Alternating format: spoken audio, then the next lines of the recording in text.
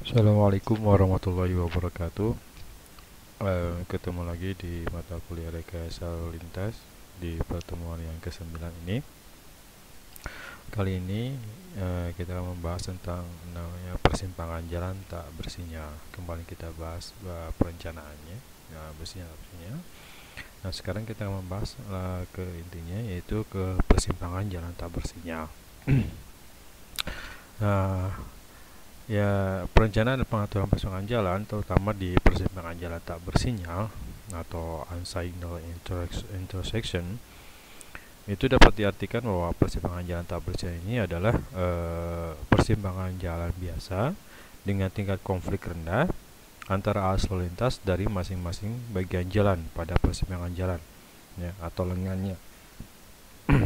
Dapat diartikan seperti itu. Jadi memang jalan biasa, persimpangan jalannya memang jalan biasa, kemudian tingkat konfliknya juga rendah, ya, antara lalu lintas dari masing-masing bagian jalannya.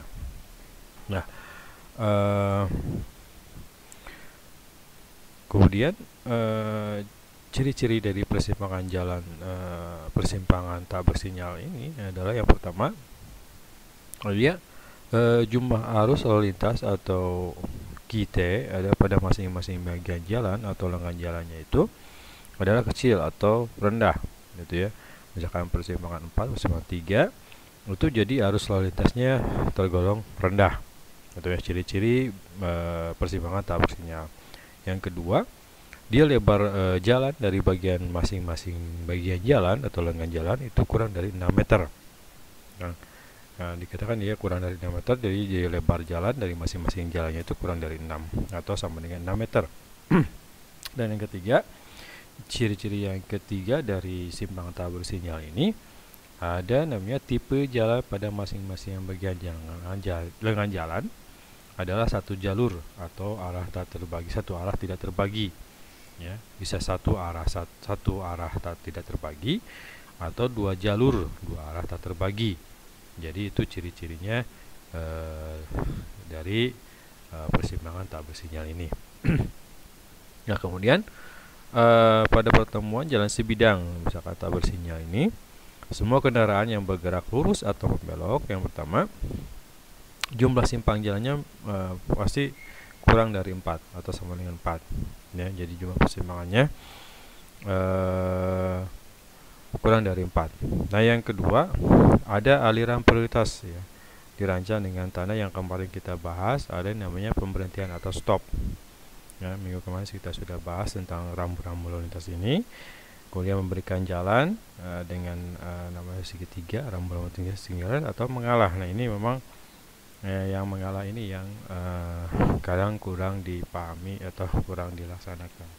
Ada yang memang pengemudinya, mungkin dari sifat pengemudinya, ya, ada yang suka mengalah atau enggak di jalan untuk belok kanan atau lurus, gitu ya, memberikan jalan ke orang lain atau tidak. Nah, ini bermasalah di mengalah ini. Yang ketiga, untuk volume lalu lintas belok kanan dan kiri besar, ya. Jadi persimpangan itu pasti cukup besar, ya. Perlu penambahan jalur yang dilakukan dengan cara pelebaran atau flaring, ya. Nah, jadi untuk pertemuan sebidang ini, atau jalan sebidang ini tak bersinyal ini, tentunya pasti ada besarnya belok kanan dan kiri, itu jauh lebih besar.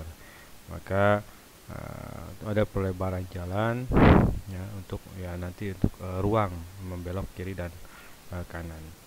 Nah, kemudian umumnya letak persimpangan tak bersinyal ini terdapat pada lokasi jalan lokal primer dan lokal sekunder, ya, di daerah perkotaan. Nah, biasanya jalan yang menghubungkan kawasan pemukiman penduduk ke jalan kolektor sekunder. Jadi umumnya, ya, di persimpangan tak bersinyal ini ada di daerah perkotaan, jalan lokal primer dan lokal sekunder. Jadi hubungan itu jalannya. Nah, perangkat pengatur lalu lintas pada persimpangan tak bersinyal ini adalah dengan pemasangan rambu-rambu lalu lintas pada masing-masing ujung persimpangan.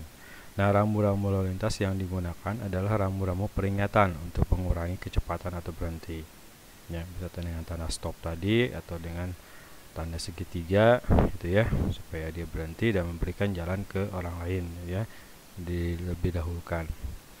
Nah, kemudian untuk perencanaan simpang tak bersinyal ini kita masih menggunakan MKJI ya, Manual Kapasitas Jalan Indonesia tahun 97 ya.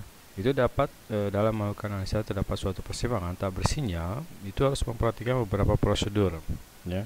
Jadi menurut MKJI, kita dalam menganalisa simpang tak bersinyal ini, yang pertama prosedurnya yang pertama, cari dan kumpulkan data masukan dan tentukan variabel masukan untuk kondisi geometrik jalan, lalu lintas, dan lingkungan di sekitar lokasi persimpangan tak bersinyal.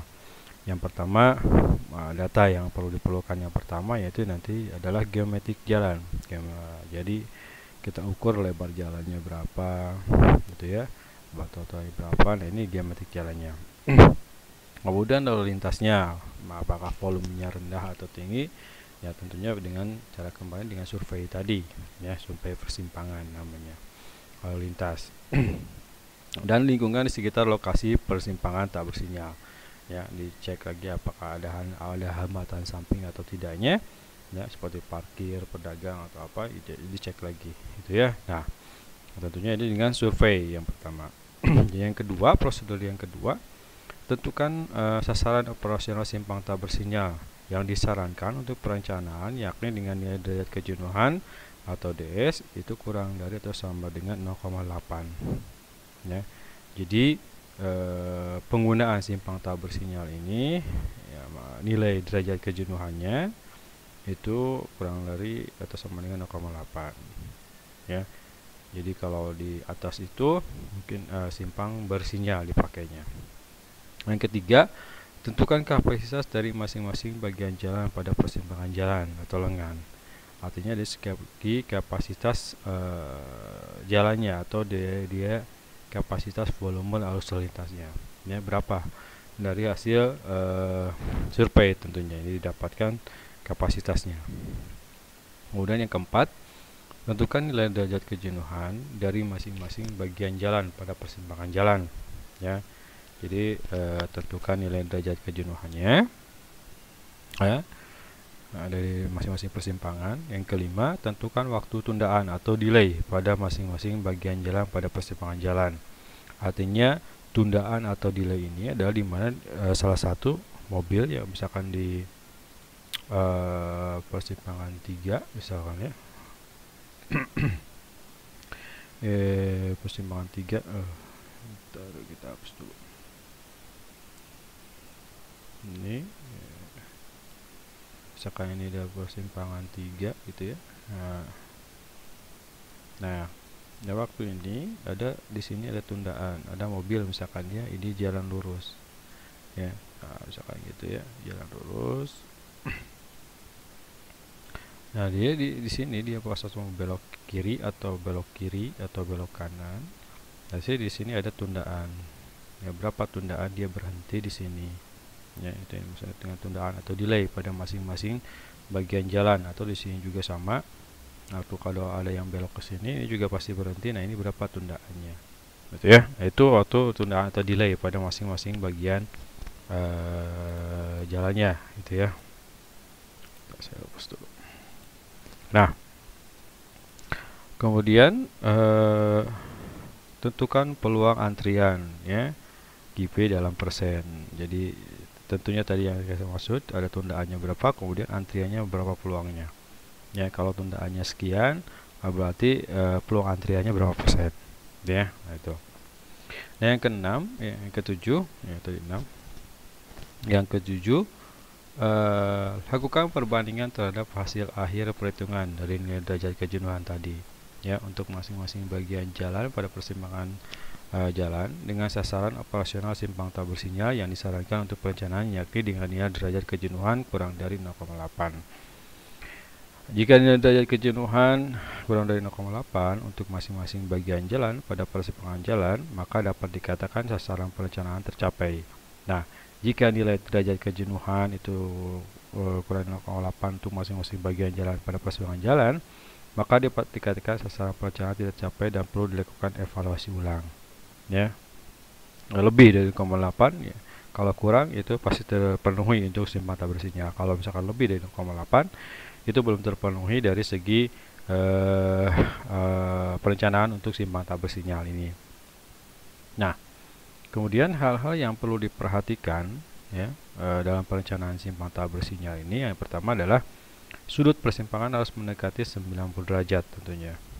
Ya, jadi simpang 3, simpang 4 itu tentunya simpangnya itu harus mendekati 90 derajat. Yang kedua, harus disediakan fasilitas dalam mengatur pergerakan kendaraan. Ya, pergerakan kendaraan harus disediakan fasilitas dalam mengatur pergerakan kendaraan untuk belok kiri dengan tingkat konflik terkecil terhadap gerakan kendaraan yang lain. Ya, jadi untuk yang belok kiri tentunya nanti ada istilahnya apa kemarin itu kita bahas itu ada pelebaran jalan gitu ya. Nah, kemarin kita sudah bahas ada namanya geometri jalan. Nah, ini nanti belok kiri langsung. Nah, ini juga bisa langsung. Ini yang dimaksud dengan ada namanya fasilitas ya. Jadi yang di sini yang lurus itu tidak terganggu dengan ini, dengan belok kiri langsung. Yang ini juga tidak terganggu oleh kendaraan di sini, tidak terlalu terganggu ya, signifikan, sehingga dia bisa langsung. Itu dimaksud dengan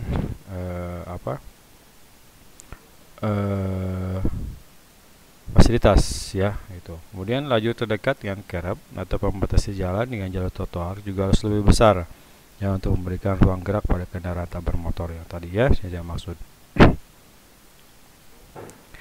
Nah, tadi kan lajur terdekat curb itu tuh pembatas jalan dengan jalur trotoar itu harus lebih lebar untuk memberikan ruang gerak ke jalan tak bermotor atau bicycle. Kemudian lajur membelok yang terpisah, artinya ada lajur di mana khusus untuk membelok. Nah, sebaiknya direncanakan dengan panjang yang cukup ya, untuk mencegah antrian terjadi pada kondisi arus lintas tinggi yang dapat menghambat arus lalu lintas pada lajur terus atau straight lane. Ya, jadi kita ada pembelokan, ada lajur khusus ya untuk membelok sehingga mengurangi antrian, gitu ya. Bila memang nanti antriannya cukup tinggi, kondisi arus lintasnya tinggi ya, itu jika tidak menghambat arus lalu lintas yang memang dia lajur terus atau straight lane ya, yang saya tadi katakan, yang saya tadi gambarkan ya. Jadi pas waktu dia belok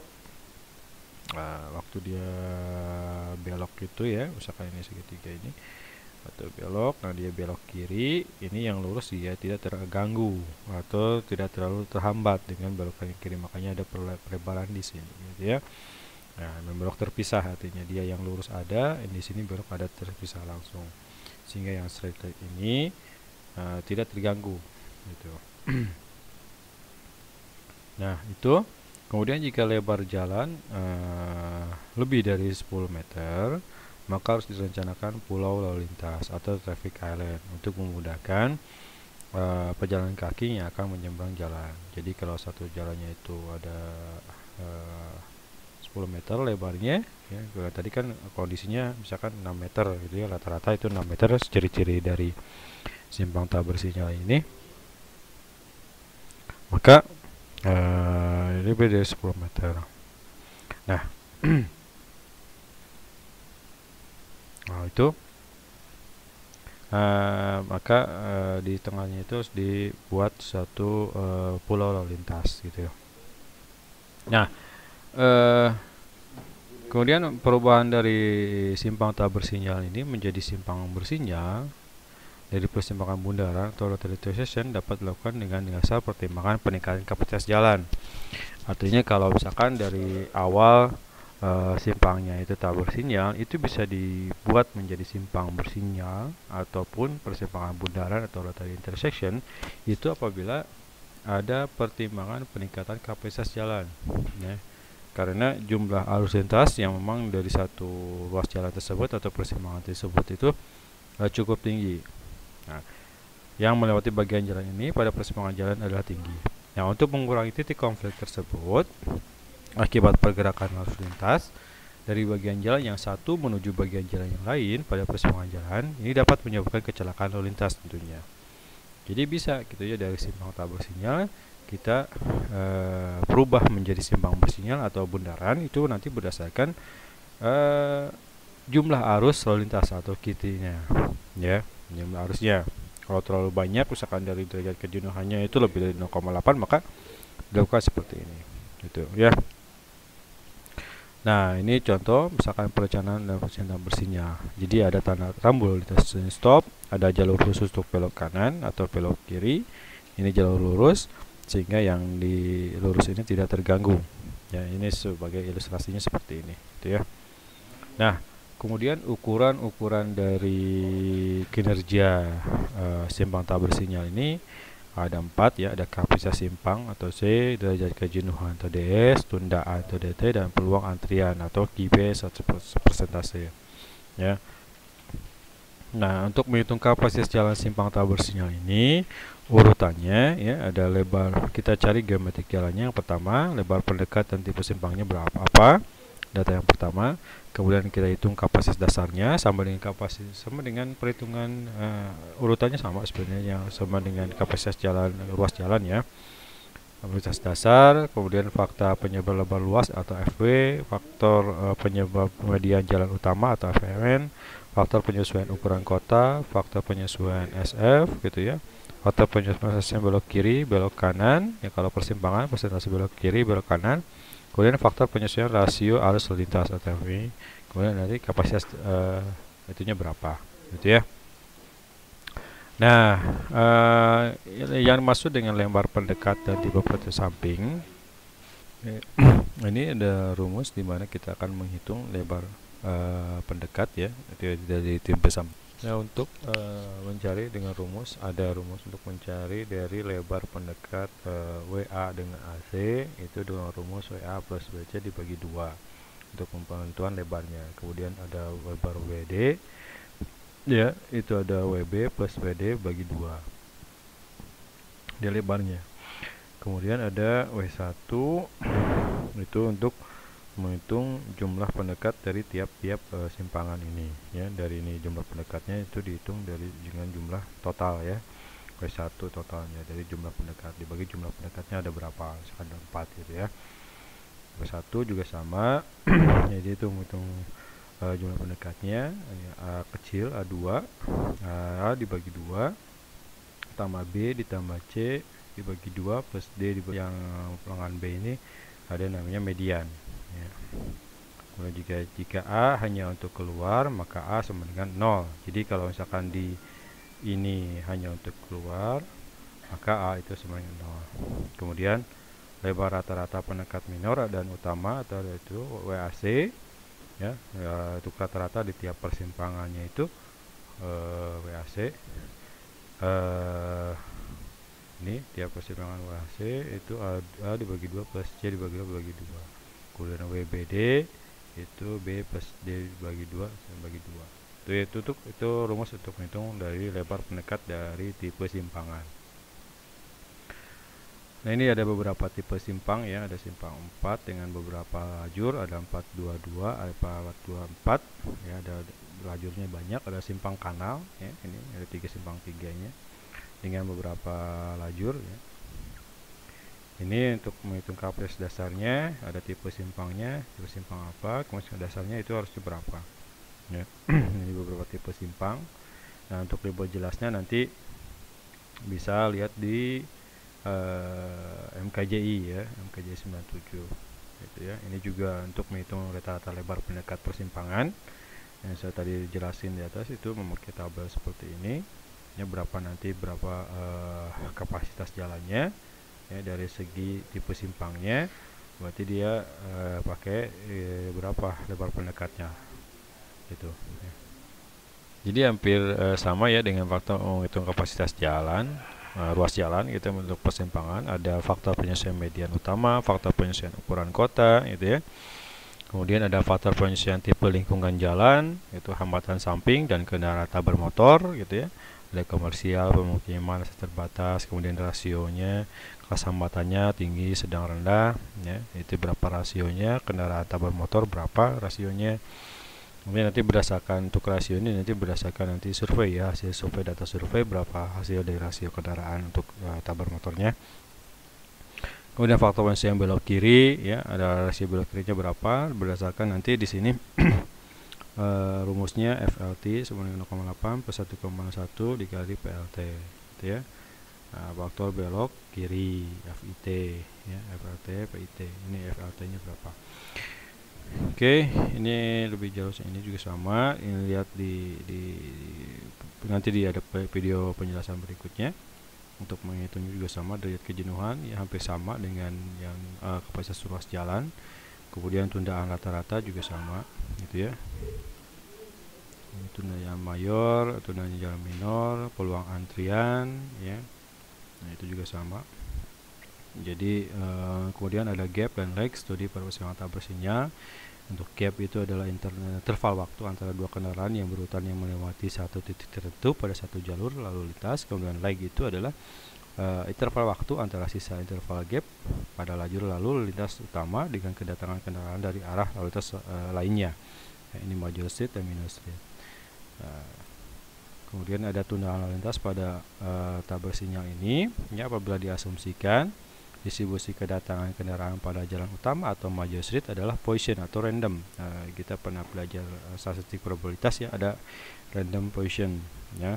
Maka probabilitas suatu headway atau jarak ya sama atau lebih besar dari T atau waktu per detik adalah P dikali H kurang lebih atau kurang dari atau sama dengan T waktu sama dengan E minus lambda kali T, di mana lambda itu rata-rata kedatangan persatuan waktu. Kemudian V per T adalah kendaraan per detik, T adalah waktu interval dalam detik, H itu headway atau gap dalam detik, kemudian V adalah volume kendaraan yang datang dalam interval waktu tertentu, kemudian T besar adalah waktu interval dalam detik gitu ya. Ini ada untuk rumus atau tundaan di mana ada namanya ada probabilitas Poisson gitu ya. Ini contoh misalkan probabilitas terjadinya tundaan, probabilitas terjadi tundaan sama dengan 1 minus E lambda kali T. Kemudian average delay-nya itu dari kendaraan minor, rumusnya sama dengan 1 per lambda E kali lambda kali T minus 1 dikurangi minus T ya. Ini contoh soal. Misalkan di jalur 1 arah sana V-nya itu volume kendaraannya 900 kendaraan per jam. Kemudian dari arah sana V2 itu 600 kendaraan per jam dalam major street. Kemudian dalam minor street itu V3 itu 120 kendaraan per jam. Kemudian berapa yang dihitung, berapa critical gap-nya untuk belok kiri ya, critical gap untuk kiri-kiri itu 4 detik. Kemudian critical gap untuk belok kanan sama dengan 5 detik ya. Nah, kemudian probabilitas terjadinya tundaan untuk kendaraan dari jalan minor yang akan belok kiri ya, probabilitasnya. Nah, kemudian untuk probabilitas atau peluang di mana terjadinya tundaan untuk kendaraan dari jalan minor ya, ini jalan minor. Dari jalan minor ini ya, minor street ini untuk belok kiri tundaannya berapa? Probabilitas atau peluangnya ada rumus 1 minus E dikurangi E di pangkat minus lambda kali T, 1 plus E sama dengan minus 900 bagi 3600 kali 4 ya, hasilnya 0,63. Kemudian juga sampai sama dengan untuk belok yang kanan ya, ada peluangnya adalah 0,88%. Kalau dikali persen itu 63%, tundaannya ada 88% itu ya tundaannya, probabilitas tundaannya per detik ya 0,63 detik dan ini 0,88 detik. Jadi tundaan untuk belok kiri dan tundaan untuk belok kanan. Kemudian delay rata-rata kendaraan yang berbelok kiri artinya ada namanya kalau tadi ini adalah tundaan artinya dia berhenti. Kalau delay itu pergerakan ya, delay pergerakan dari kendaraan tersebut. Nah, didapatkan dengan rumus yang tadi sekitar 2,88 detik ya, delaynya antara satu kendaraan dengan yang lain itu 2,88 detik. Kemudian untuk delay rata-rata kendaraan yang berbelok kanan itu ada sekitar 11,8 detik ya. Jadi sini ada delay, artinya dari antrian satu dengan yang lain itu ada delay sekitar berapa detik. Kemudian kalau tundaan ini berapa detik satu orang berhenti. Kalau delay ya, kalau tundaan itu dia satu orang kendaraan berhenti, kemudian nanti ada tunda lagi berhenti. Nah itu tundaannya berapa detik antara satu kendaraan dengan satu kendaraan yang di belakangnya. Kalau delay itu dimana dia waktu dia kendaraan itu bergerak ke belok kiri, kemudian satu kendaraan mengikuti. Nah itu berapa detik delaynya ya, kendaraan dia sehingga berbelok kiri lagi. Yang satu kendaraan sudah masuk belok kiri, kemudian yang kendaraan yang di belakangnya dia juga melakukan belok kiri. Nah itu delaynya berapa detik ya, berdasarkan nanti volume kendaraan ini ya. Itu oke, itu cukup sekian. Nanti video selanjutnya ada tata cara bagaimana kita menghitung persimpangan. Oke, cukup sekian untuk hari ini. Assalamualaikum warahmatullahi wabarakatuh.